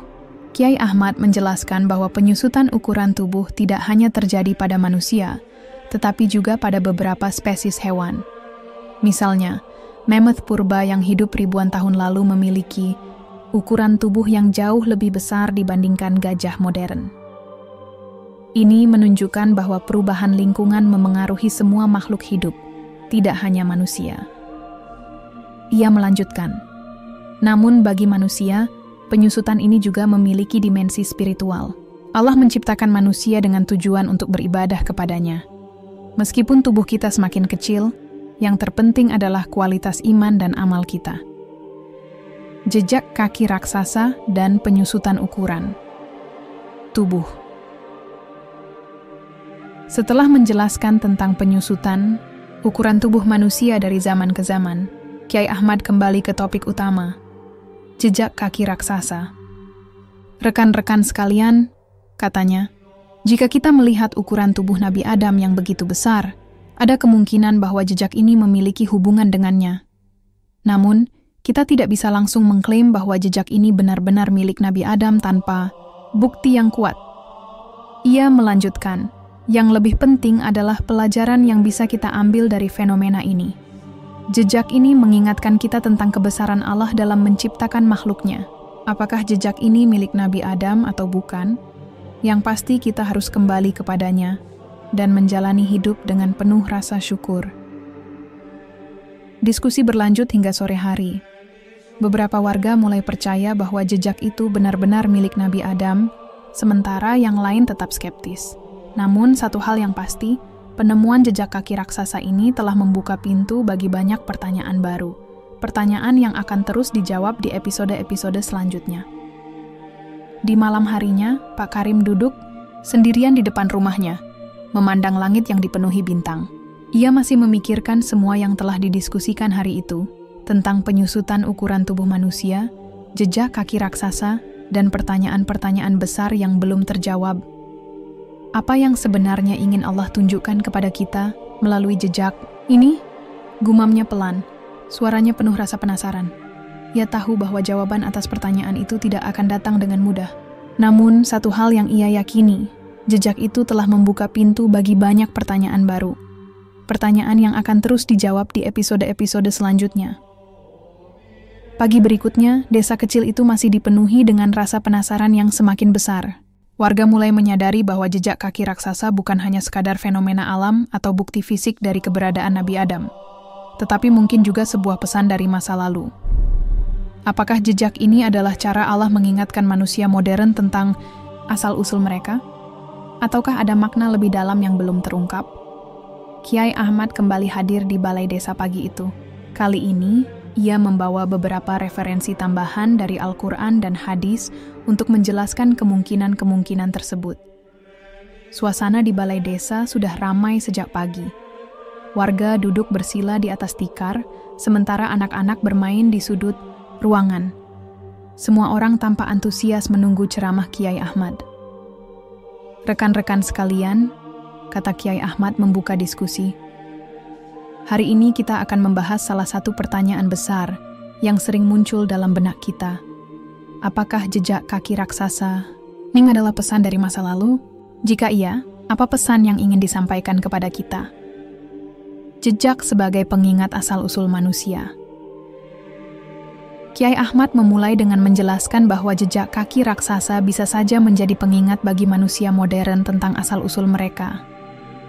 Dalam Islam, manusia diciptakan oleh Allah dengan tujuan mulia untuk beribadah kepadanya. Namun seringkali kita lupa akan hal ini karena kesibukan dunia. Ia melanjutkan, jejak ini mungkin adalah cara Allah mengingatkan kita tentang siapa kita sebenarnya.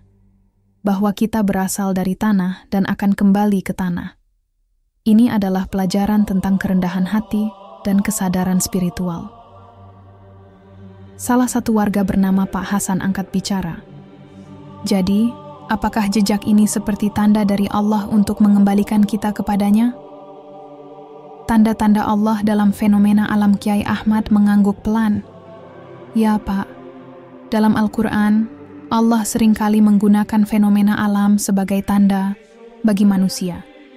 Misalnya, matahari, bulan, gunung, dan bahkan hewan-hewan adalah tanda-tanda kebesarannya. Ia melanjutkan, jejak kaki raksasa ini mungkin adalah salah satu tanda tersebut. Allah menciptakan fenomena ini untuk membuat kita bertanya-tanya tentang penciptaannya, tentang asal-usul kita, dan tentang tujuan hidup kita. Beberapa warga mulai merenung. Salah satu ibu rumah tangga bernama Bu Siti bertanya, apakah ini berarti jejak ini adalah bagian dari ujian Allah bagi kita? Ujian iman melalui jejak kaki raksasa. Kiai Ahmad menjelaskan bahwa setiap fenomena alam bisa menjadi ujian bagi manusia. Allah memberikan ujian kepada kita melalui berbagai cara, melalui kejadian baik maupun buruk. Jejak ini mungkin adalah ujian untuk melihat sejauh mana kita menggunakan akal dan iman kita untuk memahami fenomena ini. Ia melanjutkan, sebagian dari kita mungkin langsung percaya bahwa jejak ini milik Nabi Adam, sementara yang lain mungkin skeptis dan mencari penjelasan ilmiah. Keduanya adalah bagian dari ujian Allah. Yang terpenting adalah bagaimana kita merespons fenomena ini dengan sikap yang bijak dan penuh rasa syukur. Jejak sebagai simbol keagungan Allah, Kiai Ahmad kemudian menjelaskan bahwa jejak kaki raksasa ini juga bisa menjadi simbol keagungan Allah. Bayangkan betapa besar tubuh Nabi Adam jika jejak ini benar-benar milik beliau. Ini adalah gambaran tentang kebesaran Allah dalam menciptakan makhluknya. Ia melanjutkan, namun meskipun kita tidak bisa membuktikan secara pasti bahwa jejak ini milik Nabi Adam, yang lebih penting adalah bagaimana kita memahami makna spiritual di balik fenomena ini. Jejak ini mengajarkan kita untuk selalu ingat kepada Allah, untuk bersyukur atas segala nikmatnya, dan untuk menjalani hidup dengan penuh kesadaran. Pelajaran untuk generasi modern. Kiai Ahmad menutup diskusi dengan pesan penting. Rekan-rekan sekalian, jejak kaki raksasa ini adalah pengingat bagi kita semua, baik generasi tua maupun muda, tentang pentingnya kembali kepada Allah. Di tengah hiruk-pikuk dunia modern yang serba cepat, kita seringkali lupa akan tujuan hidup kita yang sebenarnya. Ia melanjutkan, jejak ini mungkin adalah cara Allah mengingatkan kita untuk tidak terlalu tenggelam dalam urusan duniawi. Kita harus selalu ingat bahwa kehidupan ini hanya sementara, dan yang abadi adalah kehidupan di akhirat. Diskusi berlanjut hingga sore hari. Beberapa warga mulai percaya bahwa jejak itu benar-benar milik Nabi Adam, sementara yang lain tetap skeptis. Namun, satu hal yang pasti, penemuan jejak kaki raksasa ini telah membuka pintu bagi banyak pertanyaan baru. Pertanyaan yang akan terus dijawab di episode-episode selanjutnya. Di malam harinya, Pak Karim duduk sendirian di depan rumahnya, memandang langit yang dipenuhi bintang. Ia masih memikirkan semua yang telah didiskusikan hari itu. Tentang jejak kaki raksasa, pesan dari masa lalu, dan pertanyaan-pertanyaan besar yang belum terjawab. Apa yang sebenarnya ingin Allah tunjukkan kepada kita melalui jejak ini? Gumamnya, pelan, suaranya penuh rasa penasaran. Ia tahu bahwa jawaban atas pertanyaan itu tidak akan datang dengan mudah. Namun, satu hal yang ia yakini, jejak itu telah membuka pintu bagi banyak pertanyaan baru. Pertanyaan yang akan terus dijawab di episode-episode selanjutnya. Pagi itu, desa kecil yang biasanya tenang kini dipenuhi dengan hiruk-pikuk luar biasa. Kabar baru telah menyebar seperti api di seluruh desa. Sekelompok ilmuwan dari kota besar telah tiba untuk melakukan penelitian lebih lanjut tentang jejak kaki raksasa. Warga mulai bertanya-tanya, apakah ini akhirnya saatnya misteri jejak ini terungkap? Apakah jejak ini benar-benar milik Nabi Adam? Ataukah ada penjelasan lain yang lebih ilmiah? Kiai Ahmad dan para warga berkumpul di lokasi jejak kaki raksasa, di mana para ilmuwan sedang sibuk mengambil sampel tanah, memotret jejak dari berbagai sudut, dan menggunakan peralatan canggih untuk menganalisis kedalaman serta pola cetakan di permukaan tanah. Semua orang tampak tegang. Bahkan Pak Karim, petani yang pertama kali menemukan jejak itu, tidak bisa menyembunyikan rasa gugupnya. Rekan-rekan sekalian, kata salah satu ilmuwan, seorang pria paruh baya bernama Dr. Arif, kami akan mencoba menjawab pertanyaan-pertanyaan yang selama ini menggantung di benak kita semua. Namun, saya ingin mengingatkan bahwa proses ini membutuhkan waktu. Kami harus memastikan bahwa setiap kesimpulan yang kami ambil didasarkan pada data yang valid. Warga mendengarkan dengan penuh perhatian, sementara Kiai Ahmad hanya tersenyum, bijak. Ia tahu bahwa penjelasan ilmiah tidak akan serta-merta menghilangkan makna spiritual dari fenomena ini. Penelitian awal, analisis struktur tanah. Dr. Arif memulai dengan menjelaskan langkah-langkah awal penelitian mereka. Jejak ini memiliki struktur yang sangat unik. Kami sedang menganalisis komposisi tanah di sekitar jejak untuk menentukan usia cetakan tersebut. Jika jejak ini benar-benar kuno, maka kemungkinan besar ini adalah bukti dari suatu peristiwa alam yang luar biasa. Ia melanjutkan, namun jika jejak ini ternyata lebih modern, maka ada kemungkinan bahwa ini adalah hasil rekayasa manusia, atau bahkan fenomena alam yang belum sepenuhnya kita pahami. Salah satu warga bernama Dani angkat bicara. Lalu, bagaimana cara membedakan jejak ini dengan formasi alam biasa? Perbandingan dengan formasi alam lainnya. Dr. Arif menjelaskan bahwa jejak ini memiliki beberapa karakteristik yang tidak biasa ditemukan dalam formasi alam. Jejak ini sangat simetris, dengan pola yang mirip dengan telapak kaki manusia. Ini berbeda dengan formasi alam lainnya, seperti bekas lumpur yang terbentuk akibat tekanan air atau angin.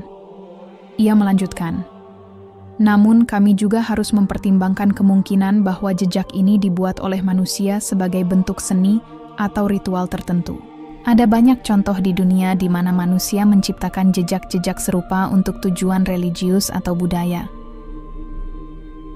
Beberapa warga mulai merenung. Salah satu ibu rumah tangga bernama Bu Siti bertanya, apakah ada kemungkinan jejak ini benar-benar milik makhluk raksasa? Kemungkinan jejak milik makhluk raksasa. Dr. Arif menjelaskan bahwa meskipun secara ilmiah sulit membuktikan keberadaan makhluk raksasa seperti Nabi Adam, ada beberapa teori yang mendukung kemungkinan ini. Dalam sejarah geologi ada bukti bahwa makhluk-makhluk besar seperti dinosaurus pernah hidup di bumi. Namun, jejak ini tampaknya lebih mirip dengan telapak kaki manusia daripada hewan. Ia melanjutkan, jika jejak ini benar-benar milik makhluk raksasa, maka ini adalah penemuan luar biasa yang bisa mengubah pemahaman kita tentang sejarah manusia. Namun, kami masih membutuhkan lebih banyak data untuk memastikannya. Hasil awal penelitian. Jejak berusia ribuan tahun. Setelah beberapa jam melakukan analisis, Dr. Arif dan timnya mulai membagikan hasil awal penelitian mereka. Berdasarkan analisis awal, jejak ini tampaknya berusia ribuan tahun. Komposisi tanah di sekitar jejak menunjukkan bahwa cetakan ini terbentuk pada periode ketika lingkungan masih sangat alami dan belum tercemar oleh aktivitas manusia modern. Ia melanjutkan, namun, kami belum bisa memastikan apakah jejak ini benar-benar milik Nabi Adam atau makhluk lainnya. Kami membutuhkan lebih banyak waktu untuk melakukan uji karbon dan analisis genetik. Jejak sebagai simbol keagungan Allah Kiai Ahmad mengambil kesempatan untuk berbicara kepada warga setelah penjelasan Dr. Arif. "Rekan-rekan sekalian," katanya, "apapun hasil akhir dari penelitian ini, yang terpenting adalah bagaimana kita memahami makna spiritual di balik fenomena ini. Jejak ini adalah pengingat bagi kita tentang kebesaran Allah dalam menciptakan makhluknya." Ia melanjutkan, "Apakah jejak ini benar-benar milik Nabi Adam atau bukan? Yang pasti kita harus kembali kepada Allah dan menjalani hidup dengan penuh rasa syukur. Ini adalah pelajaran tentang kerendahan hati dan kesadaran spiritual." Diskusi berlanjut hingga sore hari. Beberapa warga mulai percaya bahwa jejak itu benar-benar milik Nabi Adam, sementara yang lain tetap skeptis. Namun, satu hal yang pasti, penemuan jejak kaki raksasa ini telah membuka pintu bagi banyak pertanyaan baru. Pertanyaan yang akan terus dijawab di episode-episode selanjutnya. Di malam harinya, Pak Karim duduk sendirian di depan rumahnya, memandang langit yang dipenuhi bintang. Ia masih memikirkan semua yang telah didiskusikan hari itu, tentang hasil awal penelitian, jejak kaki raksasa, dan pertanyaan-pertanyaan besar yang belum terjawab. Apa yang sebenarnya ingin Allah tunjukkan kepada kita melalui jejak ini? Gumamnya pelan, suaranya penuh rasa penasaran. Ia tahu bahwa jawaban atas pertanyaan itu tidak akan datang dengan mudah. Namun, satu hal yang ia yakini, jejak itu telah membuka pintu bagi banyak pertanyaan baru, pertanyaan yang akan terus dijawab di episode-episode selanjutnya.